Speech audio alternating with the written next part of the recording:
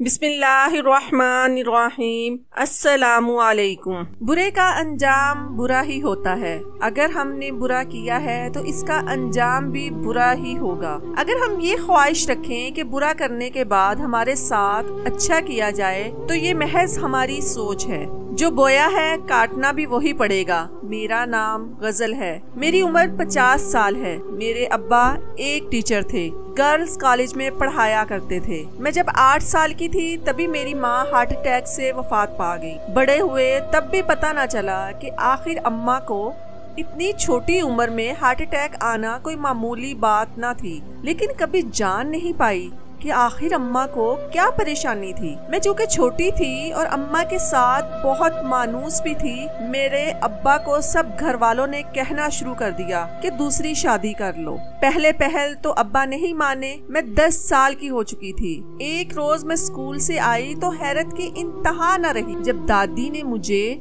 मेरी सहेली की तरफ भेज दिया, जिस सहेली से मेरी दादी हमेशा चिढ़ती थी। आज वो सहेली दादी को इतनी प्यारी हो गई कि मुझे उसके घर भेजने पर राजी हो गई थी। मैं भी खुशी खुशी सहेली के घर चली गई। रात के वक्त जब घर आई तो घर में हल्की फुल्की हलचल थी। मुझे सब बहुत अजीब लगा। इतने लोग क्यों थे और कहां से आए थे? मैं इनमें से किसी को नहीं जानती थी। सब लोगों के दरमियान 2 लोगों को देखकर मेरी हैरानगी की इंतहा न रही। दोनों ही सजे संवरे शायद अपनी नई जिंदगी की शुरुआत कर रहे थे। मेरी सबसे पहले नजर अपने अब्बा पर गई जो दुल्हा बने बैठे थे। मेरे जैसे पांव तले जमीन निकल गई। छोटी बच्ची तो नहीं थी। वक्त और हालात ने वक्त से पहले ही समझदार बना दिया था। मैंने अब्बा के साथ बैठी खातून को देखा जो बहुत जवान थी और अब्बा से तो कई गुना ज्यादा छोटी लग रही थी। मेरी हैरत से आंखें फटी की फटी रह गईं। जब दादी ने अब्बा को इस लड़की के साथ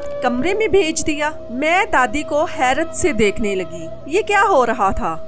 ये कैसा जुल्म है जो सबने मुझ पर कर दिया? मुझसे कुछ साल बड़ी लड़की को मेरी माँ का ओहदा दे दिया गया। मैंने जब दादी से पूछा कि ये क्या हो रहा है तो हैरत से आंखें फटी की फटी रह गईं। जब दादी ने कहा कि तेरे बाप का घर आबाद किया है ताकि तू आबाद हो सके। मुझे दादी की बात समझ ना आई, लेकिन मेरे लिए अभी यही गम काफी था कि मेरे अब्बा ने शादी कर ली है। मैं रोती धोती अपने कमरे में चली गई और सारा दिन इसी सोच में गुजार दिया कि अब क्यों अब्बा ने शादी, और वो भी खुद से इतनी छोटी लड़की से जिसका कोई जोड़ नहीं था। अगले रोज मैं इस लड़की का रवैया देखकर परेशान हो गई। घर के मुलाजमीन पर ऐसे हुक्म चला रही थी जैसे घर की पहली मालकन यही हो और न जाने कब से वहाँ रह रही हो। मुझे अपनी सौतेली माँ का ये रवैया बिल्कुल पसंद नहीं आया। मेरी अम्मा ने तो कभी किसी से सख्ती से बात भी नहीं की थी। मुझे तो इसे अम्मा कहते हुए भी शर्म महसूस हो रही थी। मुझसे कुछ साल बड़ी लड़की मेरी माँ नहीं हो सकती थी। मैं नाश्ते की मेज पर गई तो वहाँ पहले से ही अब्बा की दूसरी बीवी बैठी हुई थी। मैंने भी जाकर नाश्ता करना शुरू किया। अभी पराठे पर हाथ रखा ही था कि मेरी रूह कांप गई जब मेरी सौतेली माँ ने मेरे आगे से पराठे की प्लेट छीन ली। मैं इस सब के लिए तैयार नहीं थी। तभी ही अचानक अफ्ताब पर बुखला गई और मुंह से हल्की सी चीख निकल आई, लेकिन अगले ही लम्हे में साकत अपनी सौतेली माँ को देखने लगी जब अब्बा की बीवी ने मेरे चेहरे पर जनाटेदार थप्पड़ मार दिया। मुझे इस सब की समझ न आई कि आखिर उसने ऐसा क्यों किया, मुझे थप्पड़ क्यों मारा। मेरे आगे से नाश्ता खींचने का मकसद क्या था? इतनी देर में मेरी दादी बाहर आई तो मैं रो रही थी। दादी ने मुझसे पूछा कि क्या हुआ है, तो मेरी सौतेली माँ बहुत मासूम बनकर मेरी दादी को कह रही थी कि मैं पराठा ना खाऊं क्योंकि ये मैदे को खराब करता है और मैं मोटी हो जाऊंगी तो रिश्ते नहीं आएंगे। देखने के लिए मेरी सौतेली माँ मेरे भले के लिए सब कुछ कह रही थी, उल्टा मैं उनसे बदतमीजी कर रही थी। मुझे तो हैरत का शदीद झटका लगा اپنی سوتیلی ماں کا کارنامہ سن کر میری دادی غصے سے میری طرف دیکھنے لگی۔ اس سے پہلے کہ میں کچھ کہتی، میری دادی نے مجھے جھڑک کر واپس کمرے میں بھیج دیا۔ میں دکھ سے نڈھال یہی سوچ رہی تھی کہ کل کی آئی لڑکی مجھ سے زیادہ سچی ہے۔ رات کے وقت جب ابا گھر آئے تو میں نے ان کو بتانا چاہا، لیکن میری سوتیلی ماں نے ابا کو اپنے دھیان لگا لیا تاکہ میں ان کو کچھ نہ بتا سکوں۔ کئی دن ایسے ہی گزر گئے۔ پہلے والی بہاریں اب ختم ہو چکی تھی۔ ماں کی چھاؤں اب دھوپ میں بدل چکی تھی۔ پہلے اماں میرے کھانے پینے کا خیال کیا کرتی تھی، اب کسی کو پرواہ تک نہ تھی۔ ابا بھی سارا دن کام میں مصروف رہتے اور جب گھر آتے میری سوتیلی ماں ان کو اپنے کاموں میں الجھائے رکھتی۔ وقت گزرتا گیا۔ میرے ہی گھر میں اب میں کوئی معنی نہیں رکھتی تھی۔ ابا کی نئی شادی کے 1 سال بعد ہی دادی کا انتقال ہو گیا۔ ابا ہر وقت سوتیلی ماں کے پیچھے لگ کر مجھے ڈانٹتے رہتے۔ میں ہر وقت اپنی ماں کو یاد کر کے روتی تو مجھے رونے بھی نہ دیا جاتا۔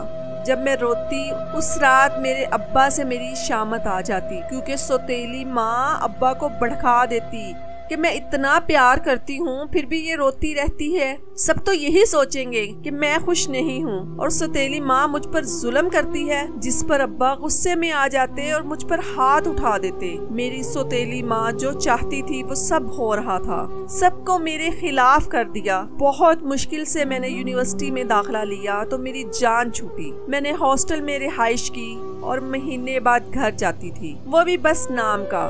صبح جا کر شام میں پڑھائی کا بہانہ کر کے واپس آ جاتی۔ اس بات پر بھی سوتیلی ماں کافی شور مچاتی، لیکن حیرت کی یہ بات تھی کہ ابا مجھے واپس آنے سے نہ روکتے۔ ایک روز میں نے اپنے گھر رہنے کا سوچا۔ میں 1 رات رہنے کے لیے گئی۔ رات کے وقت جب مجھے کمرے میں گھٹن سی محسوس ہوئی تو میں باہر آ گئی۔ تھوڑی چہل قدمی کرنے کے بعد جب میں نے اپنے کمرے میں جانے کا سوچا تو میری نظر ابا کے کمرے پر پڑی، جو میرے کمرے سے 2 کمرے چھوڑ کر تھا۔ ہلکا سا دروازہ کھلا ہونے کی وجہ سے اندر سے روشنی آ رہی تھی۔ میرے ابا کو رات لائٹ آف کر کے سونے کی عادت تھی۔ مجھے اندازہ ہو گیا کہ میرا ابا جاگ رہا ہے تو دل میں ایک چھوٹی سی خواہش آئی، کیوں نہ ابا کے ساتھ جا کر کچھ باتیں کروں۔ میں اپنے دل کی بات پر آمین کرتی ابا کے کمرے میں چلی گئی، جہاں ابا کوئی کتاب پڑھنے میں مصروف تھے اور سوتیلی اماں پاس بیٹھی باتیں کر رہی تھی۔ ابھی میں اندر قدم رکھتی، ابا اور ان کی بیوی کی باتیں سن کر میرے رونگٹے کھڑے ہو گئے۔ مجھے اپنی سماعت پر یقین نہیں ہوا جب سوتیلی اماں نے ابا سے کہا کہ آپ غزل کو گھر بلا لیں، ہاسٹل نہ بھیجا کریں، جس پر ابا نے کہا فضول میں، اپنی ماں جیسی ہے یہ بھی، اسے ادھر ہی رہنے دو، جان چھوٹی ہوئی ہے، پیسے بھی اگلے مہینے سے بھیجنا بند کرتا ہوں، پڑھا رہا ہوں یہی بہت ہے، خود کمائے خود کھائے گی، گھر آئے گی تو فساد ہی ڈلوائے گی اپنی اماں کی طرح، جس کو میری خوشی کی پرواہ تک نہیں تھی۔ مجھے یہ سن کر بہت گہرا صدمہ لگا۔ مجھے ایسا لگا اپنے ہی گھر میں مجھے ہر شے کاٹنے کو دوڑ رہی تھی۔ میں ابا کے بارے میں کیا سوچتی تھی اور ابا میرے بارے میں کیا سوچ رہے ہیں؟ میں وہاں سے روتی دھوتی واپس اپنے کمرے میں آ گئی۔ میرا بس نہیں چل رہا تھا کہ میں اسی وقت واپس سے ہاسٹل چلی جاؤں۔ اب تو مجھے نئی فکر ستانے لگی تھی کہ اگلے مہینے سے میں فیس کیسے دیا کروں، اور 2 سال بعد تو میرے لیے اس گھر میں جگہ بھی نہیں ہوگی۔ میں نے اب نوکری کرنے کا سوچا۔ اگلے روز ہی میں واپس ہاسٹل چلی گئی۔ میرے روم میٹ جو خود بھی جاب کر رہی تھی، میں نے اس سے بات کی تو اس نے مجھے بھی اپنے آفس میں نوکری پر لگوا دیا۔ تنخواہ اچھی تھی،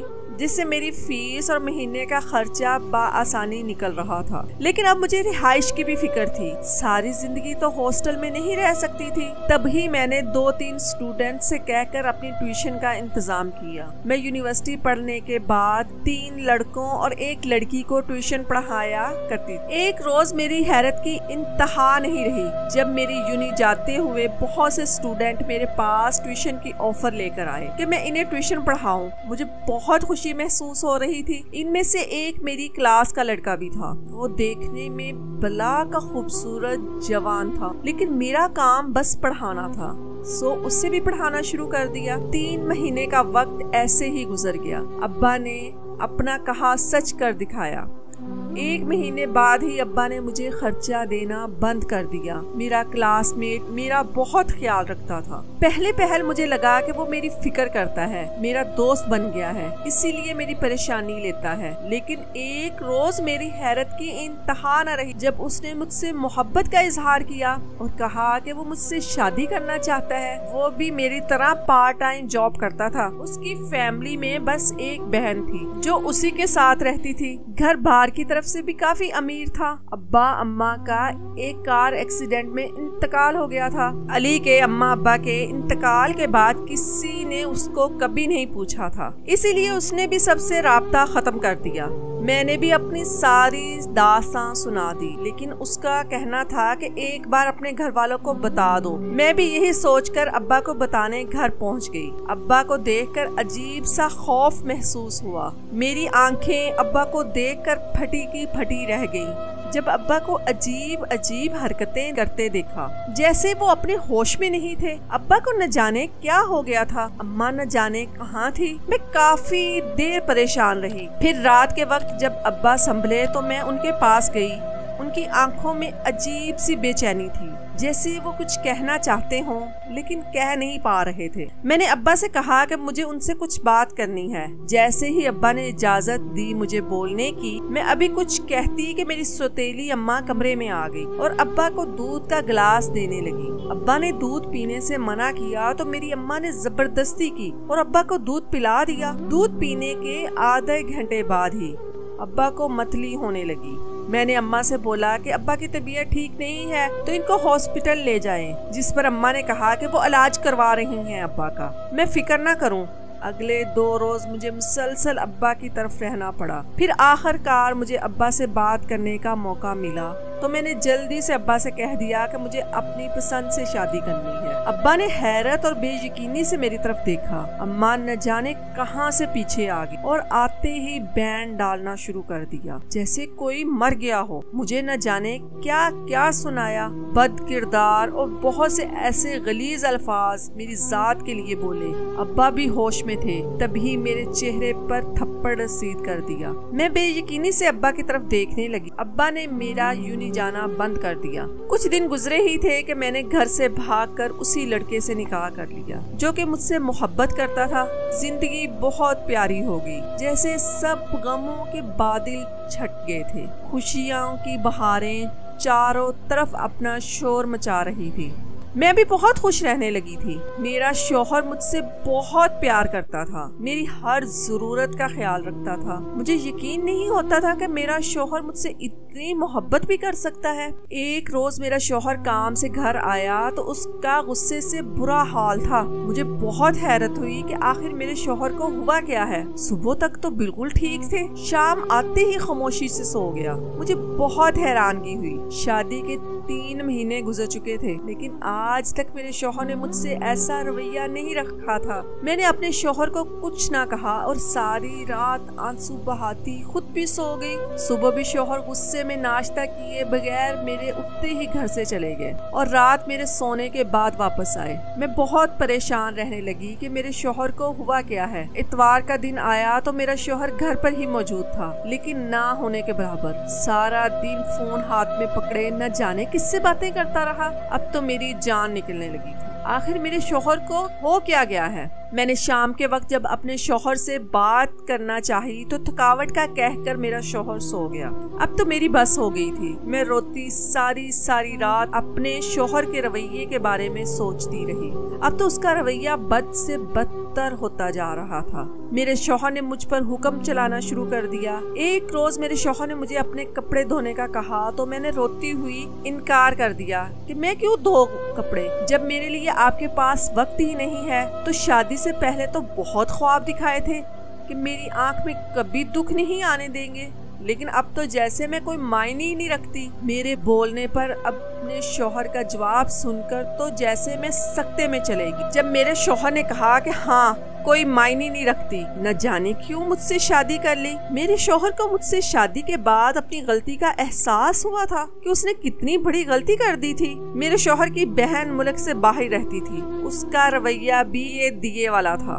میں نہیں جانتی تھی کہ ایسا کیوں کیا جا رہا ہے میرے ساتھ، لیکن میں غموں کی ماری جو کچھ دیر کے لیے آسمان پر اڑنے لگی تھی، میرے شوہر نے کھینچ کر نہ صرف مجھے زمین پر ٹپکا بلکہ مجھے زمین میں دفن کر دیا۔ حالات مزید بدتر ہوئے تو اب میرے شوہر کا ہاتھ بھی مجھ پر اٹھنے لگا۔ بات بات پر وہ مجھ پر ہاتھ اٹھا دیتا اور میں خاموشی سے اپنا قصور ہی تلاش کرتی رہتی۔ گھر سے بھاگ کر شادی کی تھی، شکوا کرتی بھی تو کس سے؟ خود ہی اپنے پیروں پر کلہاڑی مار لی۔ وقتی طور پر خواب دکھانے والا ہماری زندگی اور موت کا حاکم بن جاتا ہے۔ جب دل چاہے تو زندگی بخش دے اور جب دل چاہے سانسیں کھینچ لے۔ جب انسان کو اپنوں سے محبت، پیار اور توجہ نہ ملے تو وہ باہر اسی پیار توجہ کی تلاش میں رہتا ہے۔ اس سب میں اکثر تو وہ اپنی تلاش مکمل کر لیتا ہے اور کبھی کبھی غلط ہاتھوں میں لگ کر خود کو مزید برباد کر لیتا ہے۔ میرے ساتھ بھی یہی ہو رہا تھا۔ عورت محبت کے بغیر رہ لیتی لیکن عزت کے بغیر نہیں رہ سکتی۔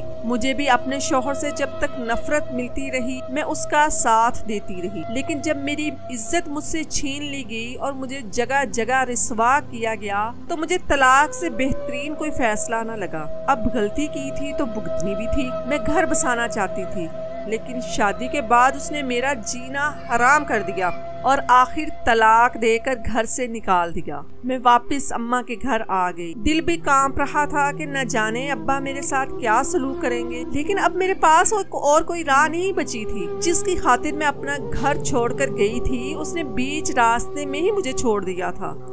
میں گھر گئی تو ابا اماں مجھے دیکھ کر حیران رہ گئے۔ شادی کے 6 مہینوں نے میری حالت بدل کر رکھ دی تھی۔ بدلا تو اور بھی بہت کچھ تھا۔ بدل گئے۔ جوان جہاں طاقتور انسان اب جھریوں زدہ حالت میں تھے۔ آنکھوں کے نیچے سیاہ حلقے نمایاں تھے۔ میں گھر کے اندر گئی تو میری ستیلی اماں نے مجھے گھر کے اندر آنے سے روک دیا اور گھر سے نکل جانے کا کہا۔ میں روتی ہوئی ابا کے پیروں میں گر گئی اور ان سے رحم کی بھیک مانگنے لگی کہ مجھے گھر سے نہ نکالے۔ جو خطا مجھ سے ہوئی ہے ابا، جو دل چاہے مجھے سزا دے سکتے ہیں لیکن مجھے گھر سے بے گھر نہ کرے۔ میرے پاس سر چھپانے کے لیے چھت تک کا سہارا نہیں ہے۔ ابا نے میرے سر پر ہاتھ رکھا تو مجھے حیرت کا شدید جھٹکا لگا۔ اماں تو ابا کے ہاں کرنے پر ہی تن فن کرتی کمرے میں چلی گئی۔ ابا کو لقوہ ہونے کی وجہ سے ان سے بولنا مشکل ہو رہا تھا، پھر بھی ابا کچھ کہنا چاہ رہے تھے لیکن میرے سمجھ سے بالکل بالا تر تھا۔ ابا نے مجھے اپنے پاس بٹھایا۔ گھر آ کر تو جیسے میری جان میں جان آ گئی تھی۔ مجھے اپنے گھر میں ابھی ایک روز نہیں گزرا تھا، اگلی صبح میرے لیے ایک نیا طوفان لے آئی۔ صبح ہوتے ہی جیسے سب ختم ہو گیا تھا۔ میرے سر سے چھت، میرے پیروں سے زمین کھینچ لی گئی۔ مجھے اپنی آنکھوں پر یقین نہیں ہو رہا تھا، خواہ جو میں دیکھ رہی ہوں وہ سچ بھی ہے یا نہیں۔ میرے سامنے ابا کی لاش پڑی ہوئی تھی جس پر اماں بین ڈال رہی تھی۔ اماں کے جانے کے بعد ابا جیسے بھی تھے میرے ابا تھے۔ میں نے کبھی نہیں سوچا تھا کہ میں اپنے ابا کو ایسے کھو دوں۔ میں روتی ہوئی اپنے ابا کے پاس گئی اور ان سے لپٹ کر رونے لگی تو لوگوں نے مجھے بہت تانے دیے۔ میرے گھر سے بھاگ جانے پر سب آپس میں باتیں کر رہے تھے، کچھ تو میرے منہ پر ہی یہ کہے جا رہے تھے کہ میں اپنے باپ کو کھا گئی۔ اتنی باتیں سننے کے بعد تو مجھے اب یقین ہونے لگا تھا کہ میں نے اپنے ابا کو مار دیا۔ میری ایک غلطی نے مجھے کہاں لا کر کھڑا کر دیا۔ ابا کی تدفین کے بعد سب مہمان گھر سے جا چکے تھے۔ ستیلی اماں سب کے سامنے ایسے آنسو بہا رہی تھی جیسے ابا سے سب سے زیادہ پیار بس اماں ہی کرتی تھی۔ میں اپنے گھر میں رہنے لگی تھی جہاں روز تانے سننے پڑتے۔ اماں بات بات پر مجھے تانے دیتی، کبھی بھگوڑی کہتی تو کبھی ڈائن جو اپنے ابا کو کھا گئی تھی۔ مجھے بہت رونا آتا، لیکن اب کیا کیا جا سکتا تھا؟ ان تانوں کو اپنی زندگی کا حصہ سمجھ کر میں سب کچھ برداشت کرنے لگی۔ سارے ملازم ہونے کے باوجود بھی میں سارے گھر کا کام کرتی، اور جب تھک کر کمرے میں لیٹتی تو میری سوتیلی ماں باتیں سنانے آ جاتی۔ بس اب ایک ہی ملازمہ باقی رہ گئی تھی جس کے ساتھ میری کافی سلام دعا ہو گئی تھی۔ وہ مجھے ابا کی باتیں سنایا کرتی تھی۔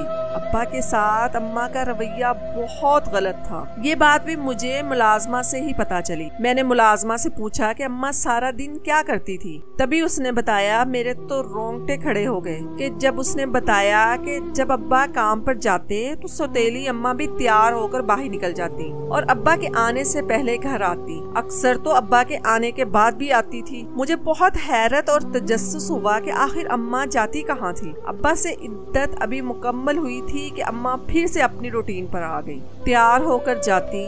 ایک روز میں بھی تجسس کے مارے اماں کے پیچھے نکل گئی۔ چھپتے چھپاتے میں اماں تک پہنچ گئی، جو ایک سنسان جگہ پر جا کر رک گئی۔ مجھے حیرت کا شدید جھٹکا لگا جب میں نے اماں کو کسی اجنبی مرد سے ملتے دیکھا۔ آدمی کا چہرہ واضح نہیں دیکھا تھا، لیکن اماں کی حرکت پر میرے قدم من بھاری ہو گئے تھے۔ جب اماں اس اجنبی آدمی کے گلے سے لگ گئی، میں حیرت اور غم و دکھ سے گھر واپس لوٹ آئی اور بے ساختہ موازنہ اپنی سوتیلی ماں سے کرنے لگی، جس نے اپنا گھر بچانے کے لیے مار پیٹ تک برداشت کی، اور یہاں ابا کے ساتھ ہی اماں برا رویہ اختیار کرتی رہی کہ بلا آخر وہ اس دنیا سے ہی چلے گئے۔ ایک روز میں صبح اٹھی تو کچن میں بہت سے پکوان موجود تھے جو بہت لذیذ بھی تھے، لیکن حیرت کی بات یہ تھی کہ آخر رات کے وقت کون آیا تھا جس کے لیے اتنا انتظام کیا گیا۔ تجسس تو ہوا تھا، لیکن ملازمہ کے علاوہ کوئی نہیں تھا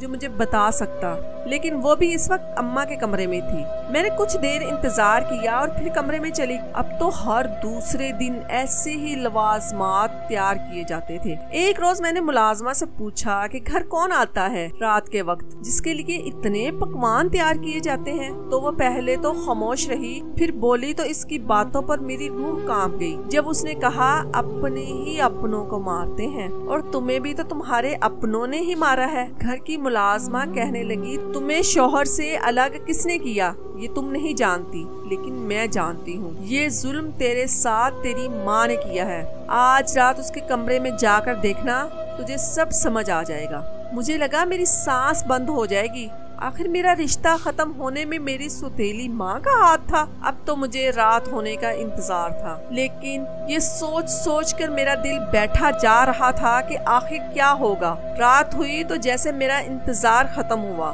میں اپنے کمرے میں گئی تو اماں کچن میں چلی گئی۔ میں نے سونے کا ناٹک کیا۔ کچن سے کھٹ پٹ کی آواز آنے لگی۔ میں نے تھوڑا سا دروازہ کھول کر کچن میں جھانکا تو اماں کھانا بنانے میں لگی ہوئی تھی، اور تھوڑی دیر بعد ادھر ادھر دیکھ اپنے دوپٹے سے بندھی ہوئی کوئی پرچی نکالی اور اس میں سے کچھ سفید پاؤڈر تمام کھانوں میں ڈال دیا۔ کھانا تیار کر کے جب وہ کمرے میں گئی تو میں بھی رات کے اندھیرے کا فائدہ اٹھا کر اماں کے کمرے میں گئی تو جیسے آسمان پھٹ پڑا، کیونکہ میرا سابقہ شوہر بڑی شان کے ساتھ کمرے میں صوفے پر بیٹھا ہوا تھا، اور اماں اس کی خدمت میں ایسے دھت تھی جیسے کوئی ملازمہ اپنے مالک کے آگے کھانا پیش کرتی ہیں۔ میرا سابقہ شوہر مسکراتا ہوا ایک ایک کھانا چکھنے لگا۔ میری حیرت کی انتہا نہ رہی جب میرا شوہر بھی ابا کی طرح اپنے ہوش کھونے لگا اور اپنی ہی جگہ بے ہوش ہو گیا۔ میری تو روح کانپ گئی۔ مجھے اپنے قدموں پر کھڑے رہنا مشکل لگ رہا تھا۔ میں جلدی سے مردہ قدموں سے اپنے کمرے میں چلی گئی۔ یہ سب کیا تھا؟ مجھے تو کچھ سمجھ نہیں آ رہی تھی۔ آخر میرا سابقہ شوہر میری سوتیلی ماں کے ساتھ اس کا کیا تعلق تھا، اور جو تعلق میں سوچ رہی تھی وہ سوچ ہی میری جان لے رہی تھی۔ میں نے بہت مشکل سے رات گزاری۔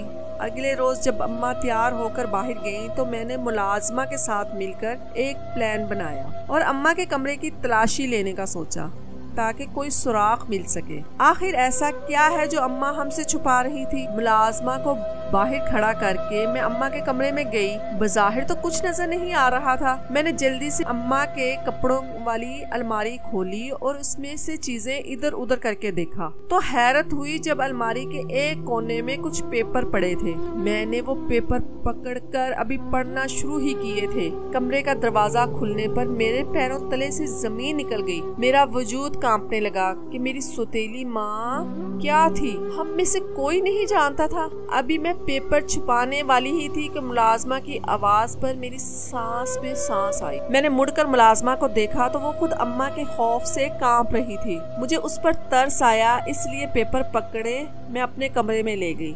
کمرے سے نکلنے سے پہلے میں تمام ثبوت مٹا چکی تھی۔ کمرے میں آتے ہی میں نے پیپر پڑھنا شروع کیے تو میرے پیروں تلے زمین نکل گئی۔ وہ پیپر ہمارے گھر کے تھے، لیکن آخری پیپر دیکھ کر تو جیسے میرے اوپر کا سانس اوپر اور نیچے کا نیچے رہ گیا۔ جب آخری پیپر پر میری نظر پڑی، وہ پیپر میری طلاق کے کاغذات تھے، لیکن وہ کاغذات میری اماں کے کمرے میں کیا کر رہے تھے؟ اس کے نیچے ایک اور پیپر بھی تھا جس کو میں اپنے طلاق کے کاغذات دیکھ کر بھول ہی بیٹھی تھی۔ میں نے جیسے ہی سب سے آخری پیپر نکالا، میری جان نکل گئی۔ وہ پیپر میری سوتیلی اماں اور میرے سابقہ شوہر کا نکاح نامہ تھا۔ انہی کاغذات میں ابا کا ڈیتھ سرٹیفکیٹ بھی تھا، جس میں پوسٹ مارٹم کی رپورٹ بھی تھی، جس میں صاف لکھا تھا کہ ابا کی موت بہت ہیوی نشے کی ڈوز لینے کی وجہ سے ہوئی ہے، اور کتنے پہاڑ ٹوٹنے باقی تھے، اور کتنی آزمائشیں باقی تھی، اور کتنی سزا باقی تھی۔ مجھے سمجھ نہیں آ رہا تھا۔ میں ابھی کچھ اور سوچتی کہ باہر سے اونچی اونچی اماں کی آوازیں آنے لگی۔ پہلے تو مجھے حیرت ہوئی کہ آخر یہ اتنی جلدی واپس کیسے آ گئی، اور پھر حیرت کا دوسرا جھٹکا ان کے اتنا چیخنے پر لگا۔ میں جلدی سے کمرے سے نکل کر باہر آئی تو اماں ملازمہ کو اپنے سامنے مجرم بنا کر کھڑا کیے ہوئے تھی۔ اماں کی بات سن کر تو جیسے میرے طوطے اڑ گئے جب میری سوتیلی ماں ملازمہ کو کہہ رہی تھی کہ میرے کمرے میں کون گیا تھا۔ میری چیزیں اپنی جگہ نہیں ہیں۔ مجھے اپنی اماں کی سکس سینس پر بہت حیرت ہوئی، لیکن دل میں ایک خوف بھی تھا کہ اماں کو کہیں خبر نہ ہو جائے۔ ملازمہ جو خاموشی سے اماں کی ڈانٹ کھا رہی تھی، چپ کر کے میری طرف دیکھنے لگی۔ اب اماں کی نظر میری طرف گئی تو جیسے میری جان لبوں پر آ گئی، لیکن میں اب مزید خاموش نہیں رہ سکتی تھی۔ تبھی پھٹ پڑی اور اپنی اماں سے باز پرس کرنے لگی۔ اماں کے چہرے پر تمام کاغذات دے مارے، بہت برا بھلا کہا اور اسے گھر سے نکل جانے کو کہا، لیکن میری حیرت سے آنکھیں کھل گئیں جب وہ تالیاں مارتے ہوئے زور زور سے ہنسنے لگی۔ اس وقت وہ کوئی نارمل عورت نہیں لگ رہی تھی، کوئی پاگل عورت لگ رہی تھی جو اپنے ہوش میں نہیں تھی۔ میں نے حیرت سے اس کی طرف دیکھا تو وہ مجھے دیکھ کر طنزیہ مسکرانے لگی اور کہا کہ سب پیپرز پڑھ ہی لیے ہیں تو یہ بھی دھیان سے پڑھ لیتی کہ تمہاری ساری جائیداد اب میرے نام ہے، اس لیے مجھے نہیں تمہیں اس گھر سے جانے کی ضرورت ہے۔ مجھے لگا کسی نے میرے پیروں تلے زمین کھینچ لی ہو۔ میں مردہ قدموں سے اپنا بوریا بستر اٹھا کر گھر سے نکل گئی۔ اب تو مجھے اپنے اللہ کے سوا کسی پر بھروسہ نہیں تھا۔ میں روتی دھوتی اپنی ہی سوچوں میں چلتی جا رہی تھی۔ مجھے ایک اولڈ ہاؤس نظر آیا، اب وہی میرا ٹھکانہ تھا۔ اس کے علاوہ جاتی بھی تو کہاں، کئی سال وہاں رہی۔ میں نہیں جانتی تھی کہ میرا سابقہ شوہر اور سوتیلی ماں کے ساتھ کیا ہو رہا ہے۔ ایک روز اولڈ ہاؤس میں ایک امیر کبیر عورت آئی، وہ وہاں اکثر آیا کرتی تھی۔ اس روز اس کی نظر مجھ پر پڑی اور میرے بارے میں سب دریافت کر کے مجھے اپنے ساتھ لے گئی۔ اور پھر وہ کہتے ہیں نا، جسے اللہ رکھے اسے کون چکھے۔ میری تو جیسے زندگی ہی بدل گئی۔ مالکن نے مجھے مزید پڑھایا، ایک اچھی نوکری پر لگایا۔ میں نے بھی ان کو سب کچھ بتا دیا۔ ان کا ایک ہی بیٹا تھا جو باہر سے تعلیم حاصل کر کے آیا تھا۔ مالکن نے اس کی رضامندی سے میری شادی اپنے بیٹے سے کروا دی۔ میں زیادہ تو نہیں پر اب پرسکون رہنے لگی تھی۔ ایک روز میں اپنے شوہر کے ساتھ باہر اولڈ ہاؤس میں لوگوں کو کپڑے دینے گئی۔ میری ساس کچھ بیمار تھی جس وجہ سے وہ ساتھ نہ جا سکی۔ راستے میں میرے شوہر نے پیٹرول پمپ پر اپنی گاڑی روکی تو میرا سابقہ شوہر اسی پیٹرول پمپ پر لوگوں کی گاڑیاں صاف کر رہا تھا۔ میرے تو رونگٹے کھڑے ہو گئے۔ میرے شوہر کی گاڑی دیکھ وہ گاڑی کے پاس آیا اور گاڑی صاف کرنے لگا۔ اندر مجھے پا کر تو جیسے اس کے ہوش اڑ گئے، لیکن اس بار میں نے اپنی نظریں پھیر لی۔ اللہ جانے اس کے ساتھ ایسا کیا ہوا ہے جو وہ اس حال میں تھا۔ میں سارے रात से इन्हीं सोचों में गुम रही। ओल्ड हाउस पहुंचते ही हमने सब सामान रखा और सबको देने लगे, लेकिन एक औरत को देखकर मैं अल्लाह की कुदरत पर दंग रह गई, जो व्हील चेयर पर बैठी अपने मुंह को लटकाए हुए थी। इतनी जवान औरत भी बरसों की बीमार लग रही थी। मैंने गार्डन से पूछा तो उसने बताया कि इसने अपने एक शौहर का कत्ल किया है और दूसरे शौहर की सारी जायदाद खा गई। न जाने किस किस की बददुआ का असर था कि ये बिस्तर पर पड़ गई है। उसके घर वाले भी उसे यहाँ छोड़ गए हैं, इसीलिए पिछले 3 महीने से ये यहाँ है। मेरी आंखों से मुसलसल आंसू बह रहे थे। अल्लाह के इंसाफ पर मेरा दिल रोने को चाहा कि वो कैसे कैसे इंसाफ करता है। एक तरफ तो वो दोनों धोखेबाज थे और एक तरफ में खुदा की लाठी बे आवाज है।